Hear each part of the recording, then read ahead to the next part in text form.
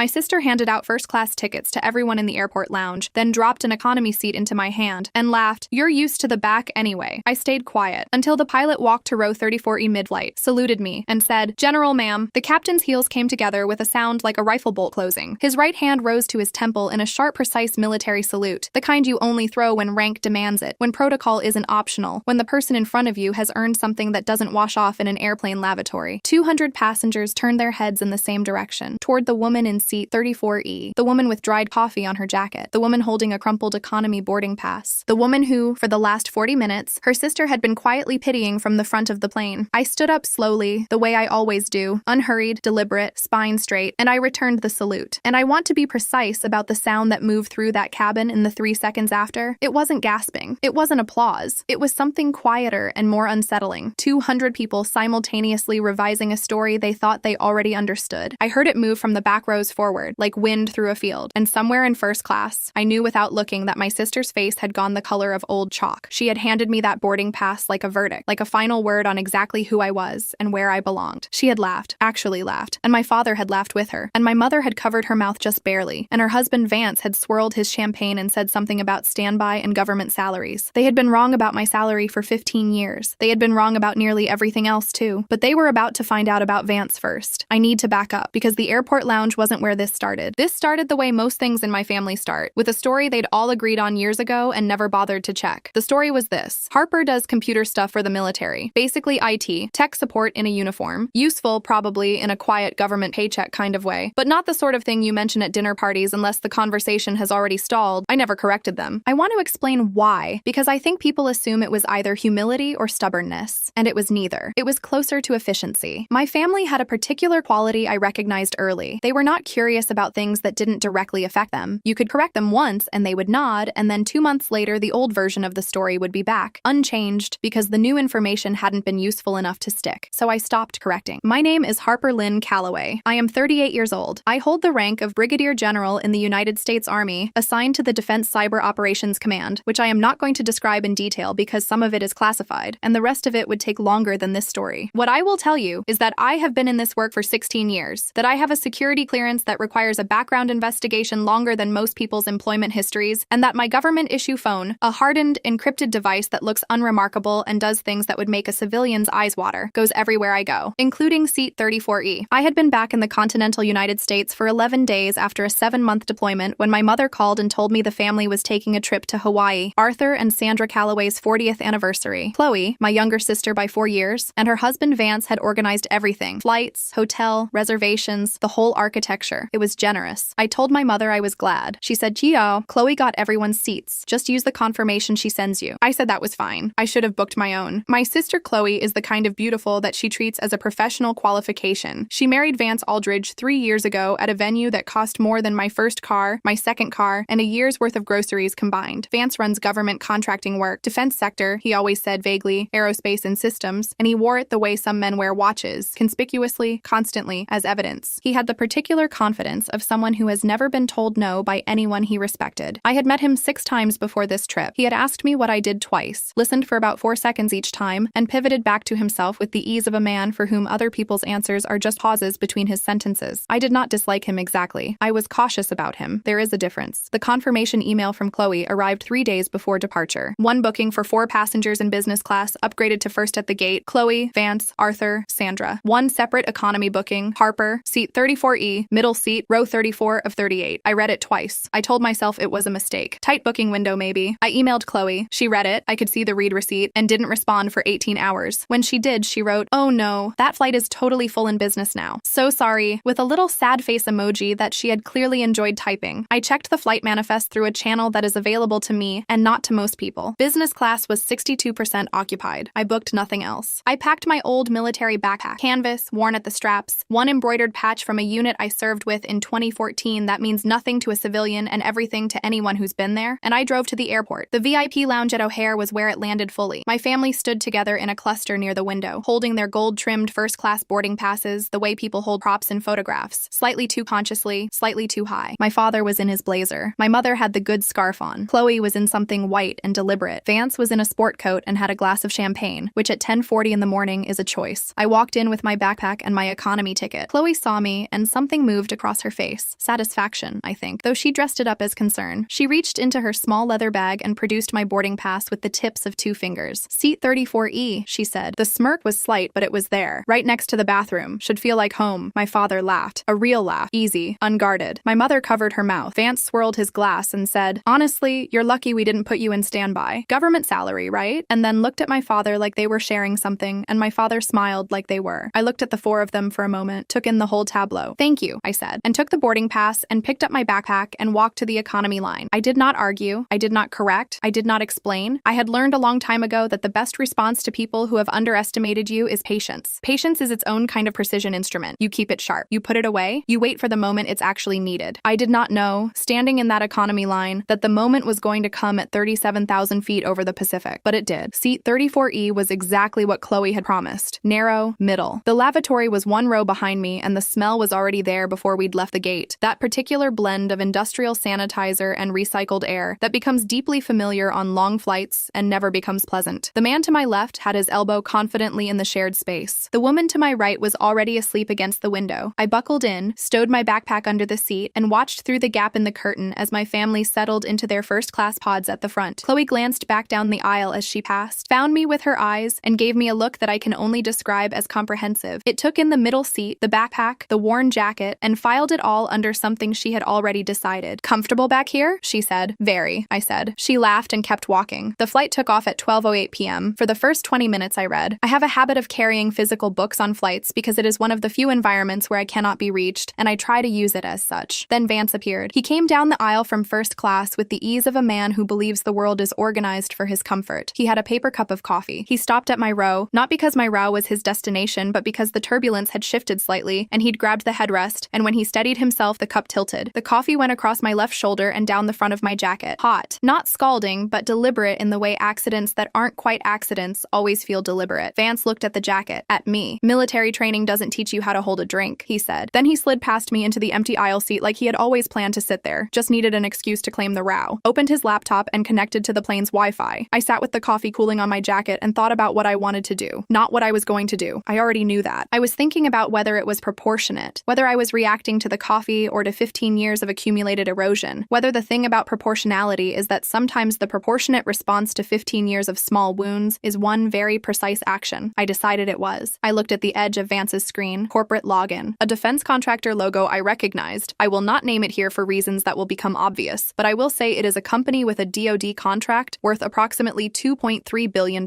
and a security protocol that is supposed to prevent exactly what I was looking at. A folder was open in the corner of the screen. The label read DoD Sys A12, Department of Defense System Architecture Files, on a public airplane Wi-Fi network, over the Pacific Ocean. I kept my face still. This is something you learn, not in training exactly, but in the accumulation of moments where your face cannot be the thing that gives you away. I kept it still, and I reached into my jacket pocket and took out my phone. Government issued, hardened casing, encrypted to a standard that most people have never had reason to understand. I opened a network analysis application and typed a single command. The aircraft Wi-Fi mapped in 11 seconds. 43 devices. Standard spread for a flight this size. Phones, tablets, laptops, the flight crew system, and then broadcasting in short encrypted packet bursts on a 6-second cycle. One machine that was not behaving like a consumer device. Vance's laptop. The packet pattern told me 2 things. 1, he was actively syncing files to an external server. 2, the encryption he was using was not the company's standard protocol. It was a third-party wrapper, the kind that is not authorized under any defense contractor security agreement I have ever reviewed, and I have reviewed more of them than most people know exist. I began mirroring his traffic silently. I want to be clear about what this means and what it doesn't mean. I was not hacking. I was observing transmissions that were being broadcast openly on a shared network. The legal distinction matters, though in this case, the legal question that would eventually be asked was not about me. Vance finished his coffee and went to the restroom. He left the laptop open. I had 90 seconds. I used them. When he came back, he walked straight through first class without stopping at my row. He had already forgotten about me by then, I think. I was the seat 34E woman with coffee on her jacket. I was Harper, who did tech support in a uniform. I was the background character. He had no idea what was running on my phone. I leaned back and watched the data flow. For 40 minutes, it was just me and the data and the sound of the engines. Then the plane shook. Not the gentle fluctuation of routine turbulence. This was structural, a sharp, hard drop that rattled the overhead bins and sent a plastic cup rolling down the aisle and produced the precise quality of silence that fills a cabin when 200 people simultaneously calculate their odds. The pilot's voice came through the intercom at 2:34 p.m. "Ladies Ladies and gentlemen, this is Captain Walsh speaking. We are experiencing an anomaly in our primary navigation system and are initiating precautionary protocols. We expect to have more information for you shortly. Please ensure your seatbelts are fastened. Precautionary protocols. I have heard pilots use that phrase. It is the phrase that means, this is not nothing, but I need 45 more seconds before I tell you what it is. The curtain between economy and first class does not block sound particularly well, and I heard Chloe's voice cut through the cabin almost immediately. That is completely unacceptable. You cannot leave us without information. And my father, I'd like to speak with someone. And Vance, predictably, threatening lawyers in the abstract the way people do when they need to perform control over a situation they cannot control. I sat still. I had not stopped running the mirror on Vance's data. In the turbulence interval, something had come through that changed the texture of what I was looking at. Not architecture files, personnel files, access credential logs for 3 separate DoD contractor systems, and a communication thread, partial, fragmented, but readable, between an address I didn't recognize and one I did, because it belonged to a division of the company that I had reviewed security protocols for 8 months ago. I stared at it for a long moment. Then I secured the data, encrypted the capture, and sent it to a single recipient, Colonel James Trent, Defense Security Service, Cybersecurity Division, 14 years in federal service. The man who, if I sent him a flagged packet capture from a DoD contractor on an open network, would know exactly what to do with it within the hour. I typed 2 words after the file, confirm receipt. His response came back in 4 minutes. Received. Do not lose him. I put the phone in my jacket pocket and kept my hands very still on my knees. The cockpit door opened at 2:51 p.m. I heard it before I saw it, a different quality of sound from the front of the plane, the particular pressure shift of that door moving. Then footsteps, not the flight attendant's quick, efficient step, longer, heavier, military cadence, though he was in a civilian captain's uniform. I had looked up Captain David Walsh when I checked into my seat assignment. Former naval aviator, 22 years active service, retired '06 before moving to commercial aviation. He had the posture of someone for whom military bearing had become structural, the way habits do when you keep them long enough. He walked through first class. My mother tried to flag him. He moved past her without slowing. Chloe stepped into the aisle and said something. I could hear the shape of it, the social authority she deploys in situations where she wants results. He walked past her too. He kept walking, past the business seats, through the curtain, down the economy aisle, row 34. He stopped. I was already unbuckling my seatbelt. The cabin had gone quiet the way it goes quiet when something happens that overrides individual social reality. Not politely quiet, but collectively quiet. The silence of 200 people experiencing the same sudden recalibration at the same time. Captain Walsh brought his heels together. His right hand came up to his temple. Sharp, precise. The salute you give to a general officer. Non-negotiable by regulation, non-performable by accident. You don't accidentally salute a general. You know what you're doing. General, ma'am. I stood. I returned the salute, and I heard it then. That sound moving through the cabin. That collective inhale and revision, starting somewhere in the rows behind me and spreading forward like a slow wave. I heard someone in the row ahead whisper, "Oh my God." I heard nothing from first class, which told me everything. Walsh spoke quietly, with the efficiency of someone who has delivered operational briefings under pressure and does not waste words. We have a confirmed navigation system failure, primary and secondary. The civilian weather window has closed. 3 airports within diversion range are shut due to a Pacific storm system that moved faster than forecast. We have one viable option for emergency landing. A pause, the length of a breath. Joint Base Pearl Harbor, Hickam. But diverting a civilian aircraft into restricted military airspace requires command authorization from a senior officer with active clearance. He held the salute steady. We need your security code to proceed, General. Time is a factor. The flight attendant near the galley had not moved. The man to my left, who had held the armrest boundary aggressively since we left Chicago, had his hands folded in his lap. 200 people were looking at the woman with the coffee stain on her jacket. I reached into my pocket, took out the encrypted phone, typed the 12-character authorization sequence. You're cleared for emergency diversion, I said. Transmit code authorization Delta 7 to Pearl Harbor Tower. Copy that. He lowered his salute, turned back toward the cockpit with the practiced, unhurried speed of someone who has somewhere to be. Thank you, General. He was already walking. I sat back down. My hands were in my lap, steady. I looked straight forward at the seat back in front of me and breathed. In first class, no one was talking anymore. I didn't need to look. I knew the shape of what was happening up there. The slow, involuntary dissolution of the story they had been running for 15 years. It doesn't happen all at once. It happens in stages. First disbelief, then the search for an alternative explanation, then the moment when there isn't one. I waited. After about 90 seconds, Chloe appeared at the curtain. She stood there, and I made her wait, and then I turned and looked at her. My sister's face had no performance left in it. The smirk was gone. The ease was gone. The comfortable authority of someone who has always been the one distributing the boarding passes. Gone. What was left was something I'd seen only a few times in our lives and always briefly. The real thing underneath. The girl who didn't quite know where she stood. She said, "Harper, I know about Vance," I said. Not loudly, just clearly. She blinked. What? He's been syncing restricted DoD files to an unauthorized third-party server from an open network at 37,000 feet. seat. I've had the capture running for the last hour. It's already been received and flagged by DSS. She looked at me for a long time.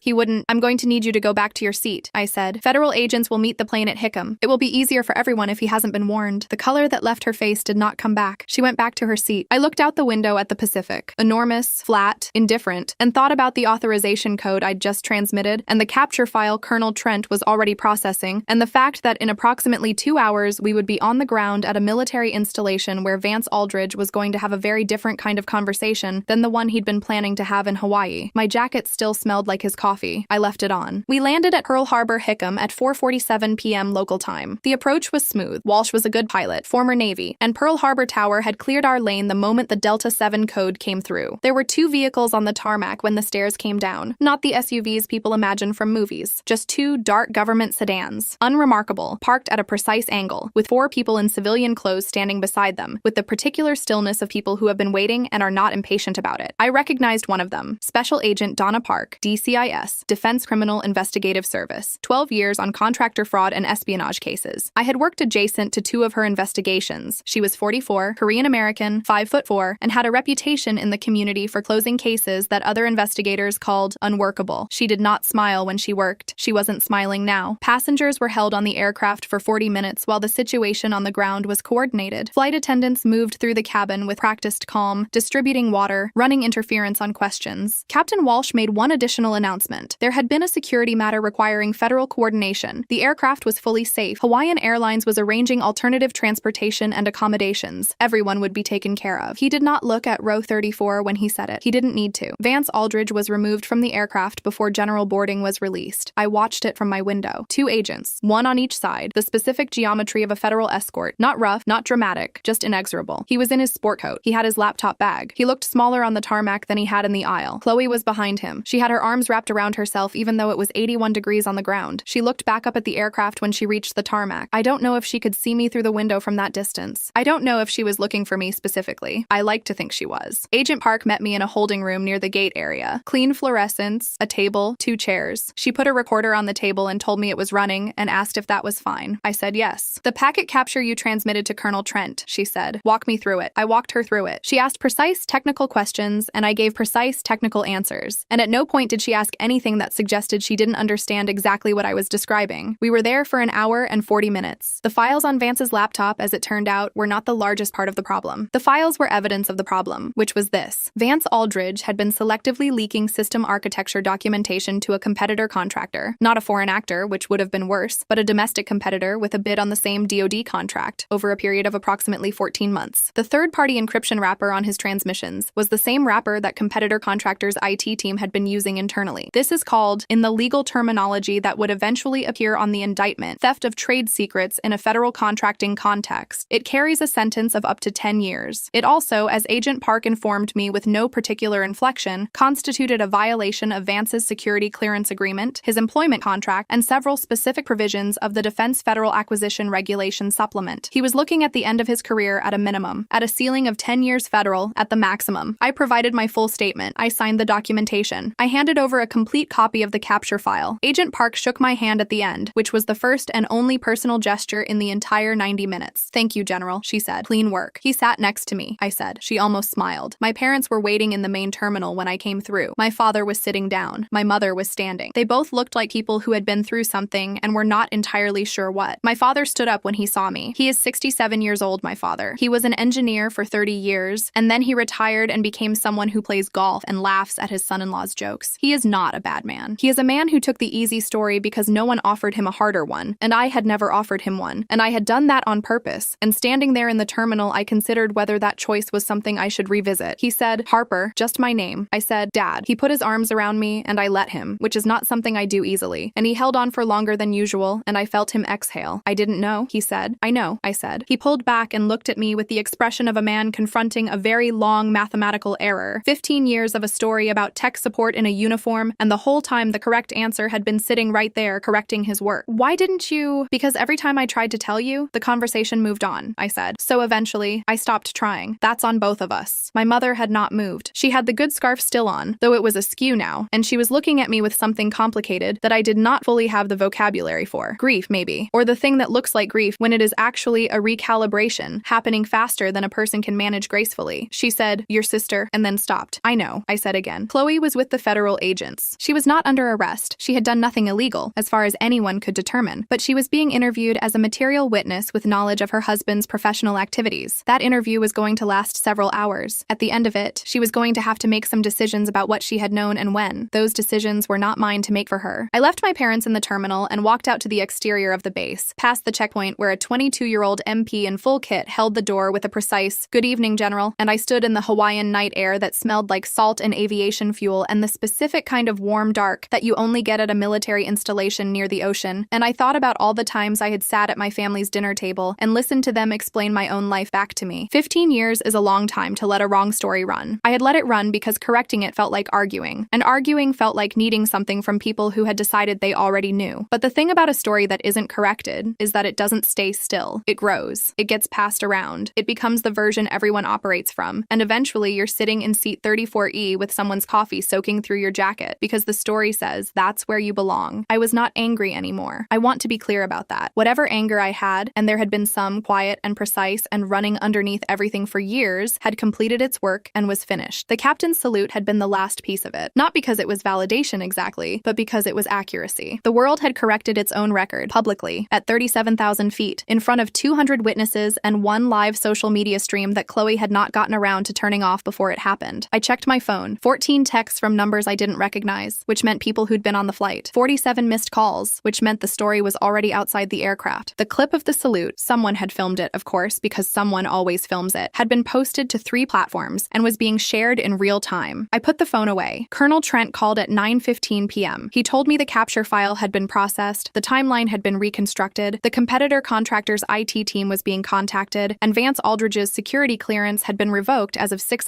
p.m., pending the full investigation. He said, "Good catch, General," in the way that people in this work say it. Not with surprise, because surprise would imply they'd expected otherwise, but with satisfaction. The satisfaction of a system working correctly. I said, "He sat next to me." There was a brief pause. "He really did," Trent said. Vance was formally charged 11 weeks later. Theft of trade secrets, violation of federal contracting regulations, unauthorized transmission of controlled technical data. His attorney entered a not guilty plea that no one in the relevant communities considered likely to survive contact with the evidence. The company terminated him the morning after the arrest. Chloe filed for separation 2 months after Hawaii. She did not call me to talk about it. She posted about it eventually, vague, curated, the language of a person performing a particular kind of strength. And I saw it because someone sent it to me, and I thought about her face on the tarmac, arms around herself in the heat, looking back up at the aircraft. I sent her one text. "I'm here if you want to talk." She didn't respond for 6 weeks. Then, one night at 11:40 p.m., my phone lit up. "I didn't know about the files," she wrote. "I need you to know I didn't know." I thought about it for a moment. "I believe you," I wrote back. "That's a place to start. It is not a resolution. It is not the end of something or the beginning of something else. Not cleanly. It is just 2 people in their late 30s deciding, slowly and without ceremony, whether there is enough left to work with. I don't know yet, but I grew up with her. And despite everything, the boarding pass, the smirk, the easy laugh at my expense, she is my sister, and 15 years of a wrong story goes both ways. What I know is this. I flew back from Hawaii in first class, on a military transport arranged by the base, because that is the arrangement when a general officer needs repatriation from an unplanned diversion. It is not a perk. It is just logistics. But the seat was wide and the light was good, and somewhere over the Pacific the crew brought me coffee, hot, in a proper cup. And I held it easily and looked out at the dark water 37,000 feet below. And I thought about seat 34E, about the man with the territorial elbow, and the lavatory smell, and the crumpled boarding pass, and the coffee soaking through my jacket, and Chloe's face when she handed it over, and the particular quality of satisfaction she'd taken from it. She gave me that seat. Because of where she put me, I was sitting 3 rows from Vance when he opened his laptop. I've thought about that more than once. She handed me exactly the right seat to see exactly the wrong thing. The world doesn't usually land that neatly. When it does, you accept it. I accepted it.